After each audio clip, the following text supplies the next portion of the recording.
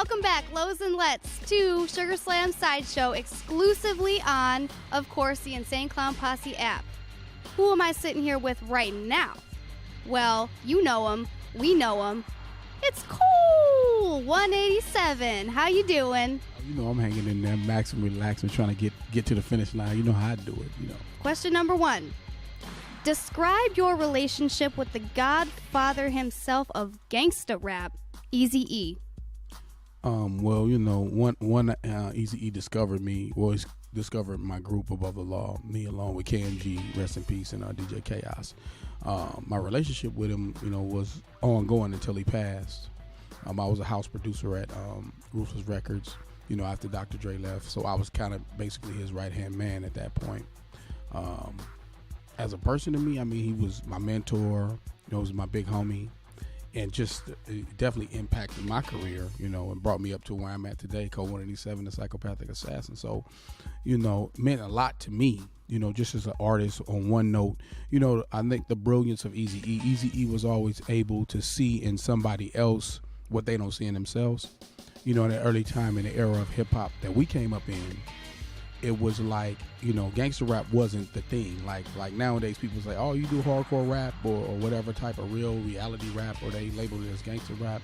He kind of took the risk to put his own money up and create a whole genre of music that nobody really, they could have supported it, or they didn't have to support it, So with that, I have to put my hat off to Easy, cock my lokes, and do it official, because he's the greatest, he's one of my greatest inspirations in the game. But for putting the sound of music into the industry that nobody else would have backed. It wasn't a time where gangster rap was the thing to do. It was nothing. Cats were rapping, hip hop was here, but he kind of brought that whole gangster rap thing to the fold in a way that people gravitated to it all over the planet, so. That's real, and it's a real pleasure that you can sit here with us and, talk about him like that. And just to piggyback off that, I did see his son Lil E at the gathering. Any thoughts on that? That was a great show. Oh yeah, we had a blast. It was wild out. Kind of like a reunion. Warren was there, Glasses, and seeing Easy doing, Lil Easy, Lil Eric Jr. following in his father's footsteps is definitely.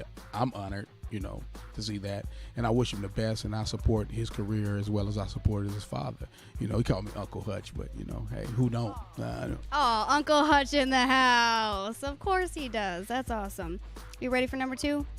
All right. All in all, what would you say Cold 187 contributed to the G-Funk movement? Well, actually, the whole G-Funk movement, I inspired a lot of cats. For instance, when NWA was first breaking records, our biggest thing as Above the Law was to be different than NWA.